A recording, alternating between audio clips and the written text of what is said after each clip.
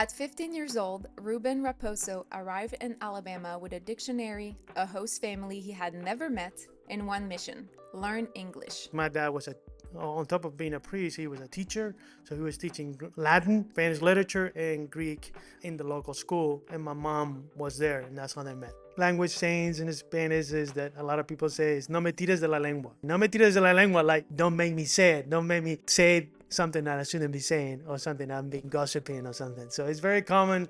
Spanish people are very, very happy people in terms of being on the street, friends, and bars and restaurants. And I mean, if you go to Spain, or if you ever seen a movie in Spain, people are on the streets all the time. The number one problem in Spain right now for new generations is how they're gonna make a living and how they're gonna afford housing. Hi, I'm Alexandra Lloyd, a French Canadian who's called Birmingham, Alabama home since 2017. Welcome to From Where to Here, the podcast that celebrates the rich diversity of languages, cultures, and the stories that connect us all. Each month, I'll sit down with inspiring guests from different backgrounds to explore their cultures, languages, and tackle some fun in our Truth, Dare, or Debunk segment. Whether you're a language enthusiast, a culture lover, or just curious about the world, you're in the right place. Let's dive into your next favorite cultural adventure.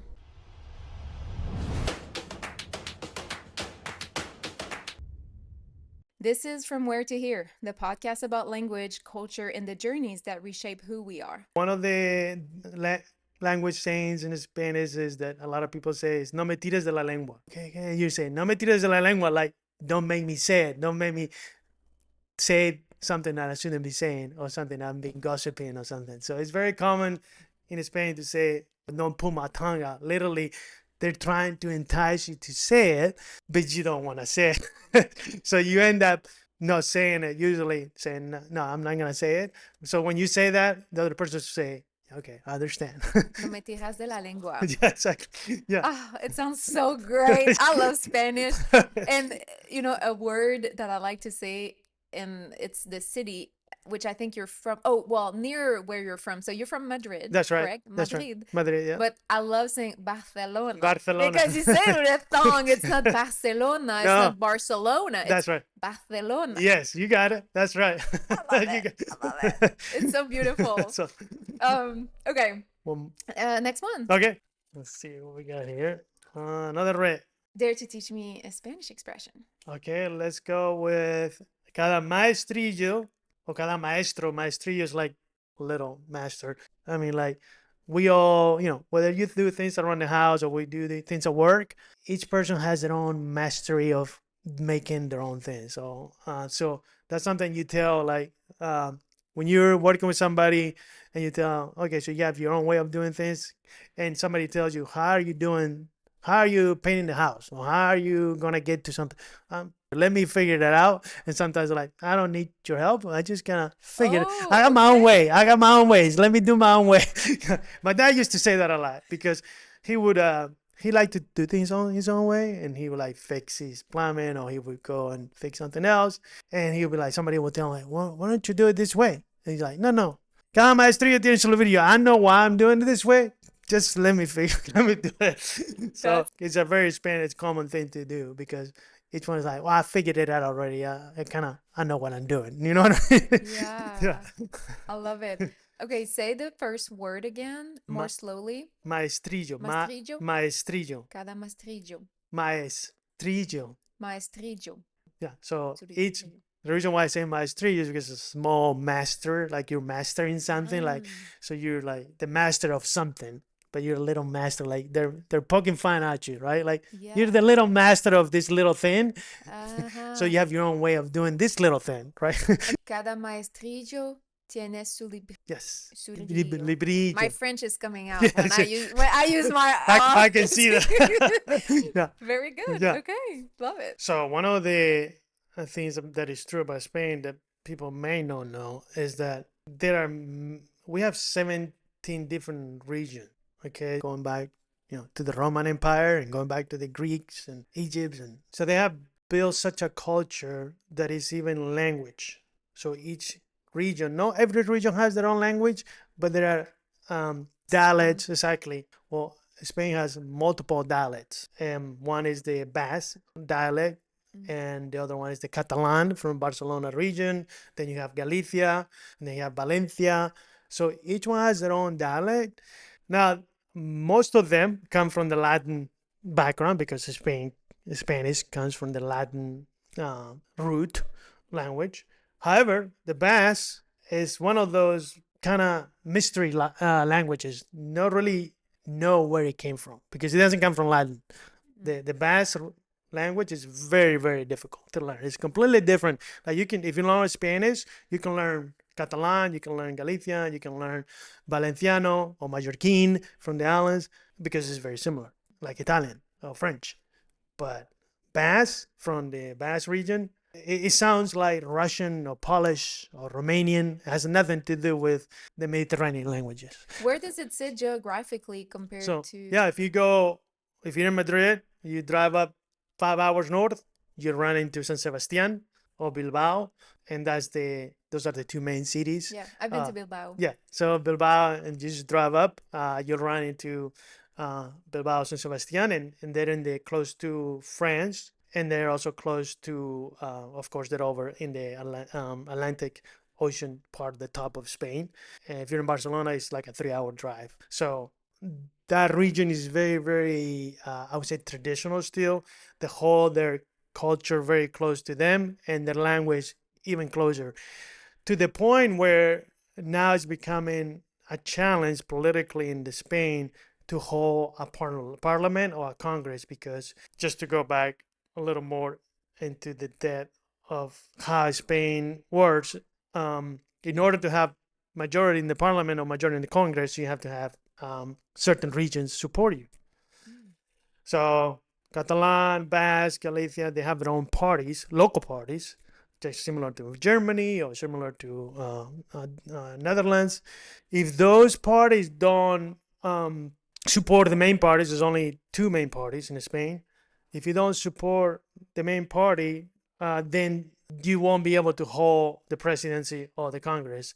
And it's becoming very hard to manage, where the president is able to appease all the regions and still hold a government. So we've been in that kind of scenario for quite a few years now in Spain. It's getting challenging to do that.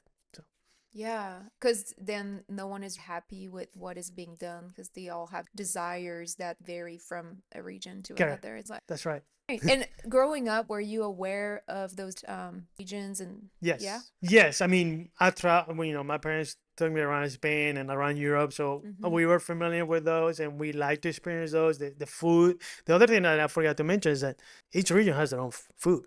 On top of being a priest, he was a teacher, so he was teaching Latin, Spanish literature, and Greek in the local school. And my mom was there, and that's how they met. Wow. So it was really a commitment for him to say, okay, I'm going to marry this woman and Yes. changing his Yeah, life. and his life was all the church. I mean, he Yeah, had that's all been he knew. in the church since he was 10 years old. So imagine, he got married in mid 30s. So imagine, all living, made the love of your life and living the church, but both are your love. So I can't imagine what he went through. But yeah, I'm very happy Yeah. that. And they're still together. Oh, well, my dad unfortunately passed away, but yes, they were married all their life, and yeah, very happy marriage. And but he passed away of cancer about 18 years ago. I'm sorry. So yeah, thank you. One of the ones that I really like to say all the time, and another one, this one my dad also taught me, and when I was little, like I don't know, I seem to remember my dad just keep on putting this thing on my head. Al que madruga, Dios la ayuda, which means the person that gets up nice and early in the dawn, much early, God will help him through the day. And my dad was always like, like telling me this because he was always like, "Don't sleep until 9 o'clock or 10 o'clock. Let's get you up." And my dad, when I was young, my parents we still have this place, but my dad started it. We had this land uh, out in the village, out about an hour and a half outside of Madrid. It's in a town called Belvis. And in that town where my mom is from, they bought a piece of land.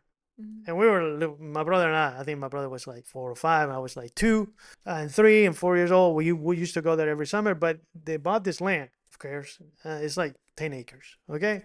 Well, he loved to till the land. So he would go there and, plant trees and olives and almonds, and he started chickens. And then we had, all kinds of we had to collect the interest. So anyway, every summer, because we were in school most of the time, but during the year we would go back and forth, but always have church for us. Yeah. So he'd be like, 7 a.m. tomorrow morning, you get your butt in the car. We're going to till, we would plant potatoes, plant chickpeas, plant peppers, and all kinds of veggies. So that's where that saying goes, because every night he's like, "Al que madruga, Dios la ayuda." Man, tomorrow morning you're gonna get your. You're gonna have to get up and get to work. Yes. I bet it was a beautiful garden too. Oh, with all this effort. And that's the hard work, the discipline that kind of your parents teach you, and you obviously at the time you don't realize. To you want to be at the pool, you want to be with your friends, you don't want to be out in the land and tilling the land or learning how to plant a tree. But my dad instilled us that, and obviously we still adore doing that, and you learn that after so many years of the discipline that taught you, and the hard work and the goodness of that. What I remember the most is kind of the first few months.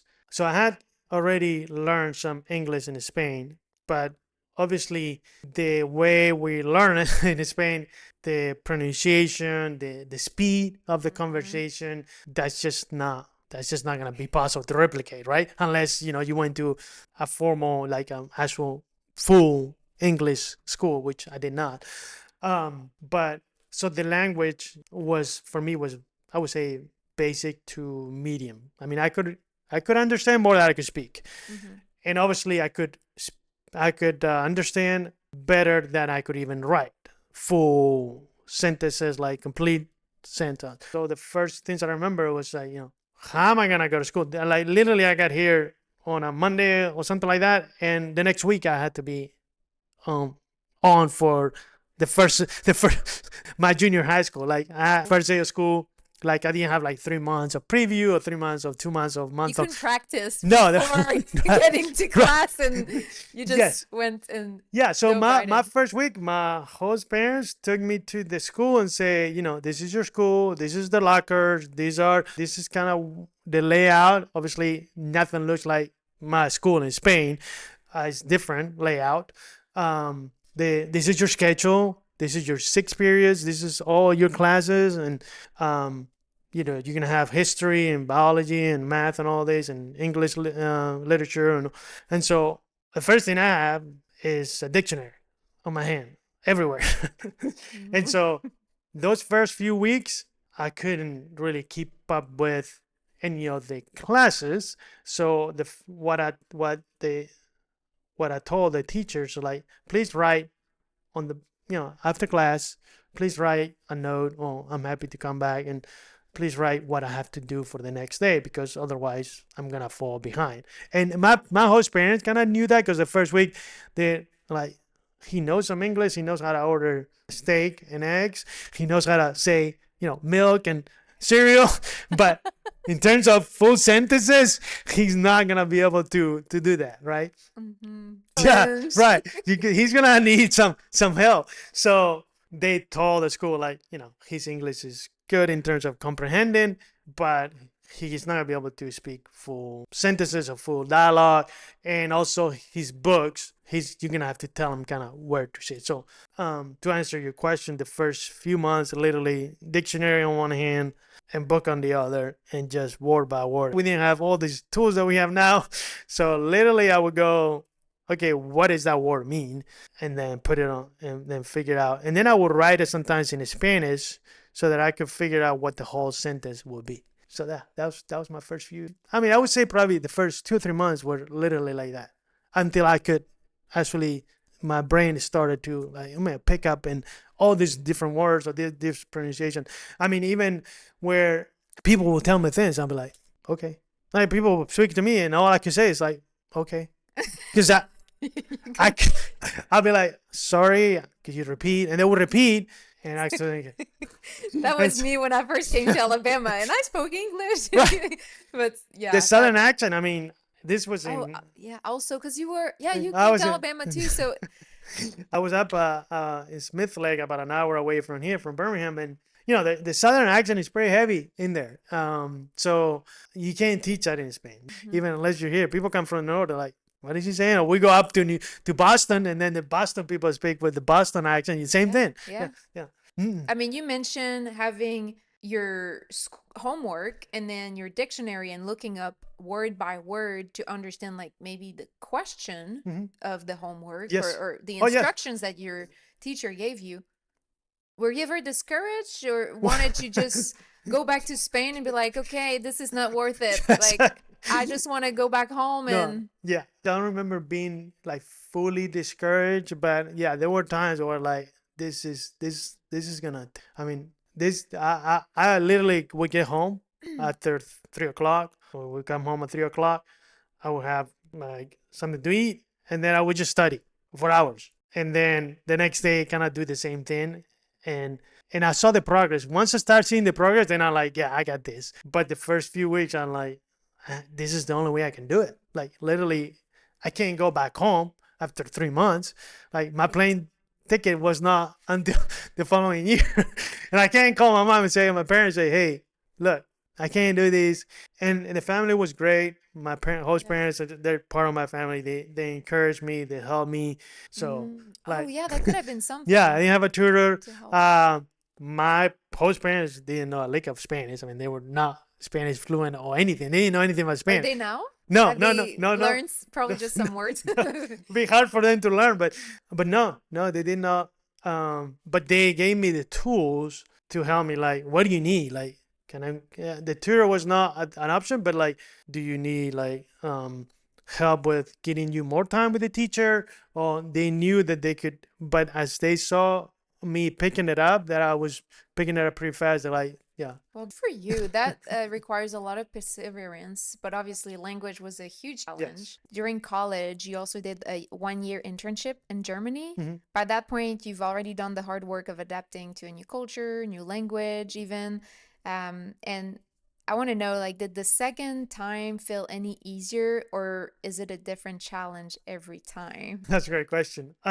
It's a different challenge. Yeah, I have to say that I even have bigger challenges after that was to further my market positioning. Where UAV was offering Germany internship with different companies, Fun. so I was like, I would go back to Europe and I get paid to do Yeah, this, that's and a I, yeah, no-brainer. I like, mean, yeah. So and I get to learn a new language. Uh, Obviously, German is tiny more difficult, I would say, than English for me, because I went there. I went to Heidelberg, spent like 2 months at the University of Heidelberg trying to learn German. But yeah, when that program opened, I'm like, sign me up. mhm. I got lucky and they gave me an internship with Lufthansa Airlines at Frankfurt Airport, and they gave me that previous German prep. At the end of the day, my German was not up to par, but I still finished the internship. They paid me for my internship. I learned. I Yeah. put it on my resume, and that's what I accomplished. And I had a great time in Germany. I mean, like I got to visit Spain, obviously, with my family, but also I got to meet friends. I learned new culture. Germany is a great country to learn and meet so many people. Yeah. Any German you want to share for our German? Ambition. Good. That's all I got to I don't know remember. what you said, but My that's. German is not very Oh, okay, okay. Yeah, good. you need to be able to Practice. at Yeah. least say that to Yes. whoever is like delivering a long Yes. German. Yeah, I can Yeah. understand some German, but yeah. With the green card comes stability, and that's Hmm. a big piece of it, Hmm. because then you have the chance to really build something Hmm. and get the experience that you want to get. So your career took you into healthcare technology, Hmm. working with some major companies. What did that world teach you about resilience? Oh, yes. I mean, in my career of healthcare, I started with a startup, but then that startup took me to other places for the work that I had done. And so what it taught me is resilience of continuing to adapt and evolve on your learnings. Like not just what you're learning in school, because that's just minimal, but learning every day, like on the job, like collaborating, uh, cross teams, really building relationships. That's what kind of propelled my career, because everybody that I came in contact, I tried to build a relationship where they saw the value that I was bringing and put in a lot of work. But then you have to amplify that with networking. So I did a lot of networking, and the people that were in that company are still friends of mine. I still play golf with them. So, and those that were there built another company. So that I was in that other company, and that's how I ended up getting a green card through that other company.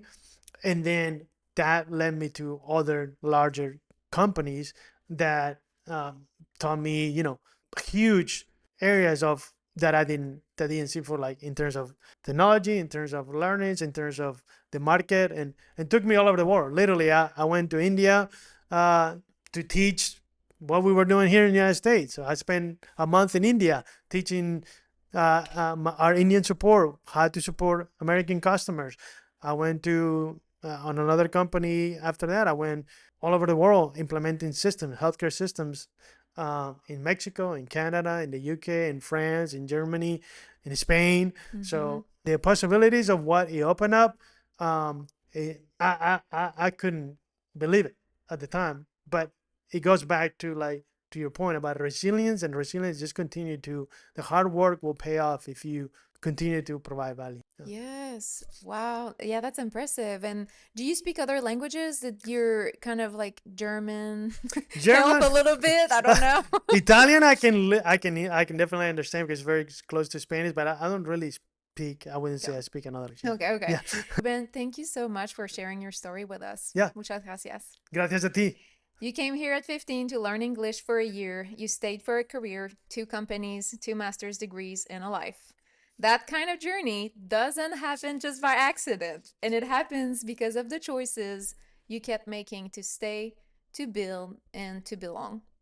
If this episode resonated with you, share it with someone navigating a new language, a new country, or a new version of themselves, because every story, like Ruben's, is a reminder that the 1 year plan is rarely the whole story.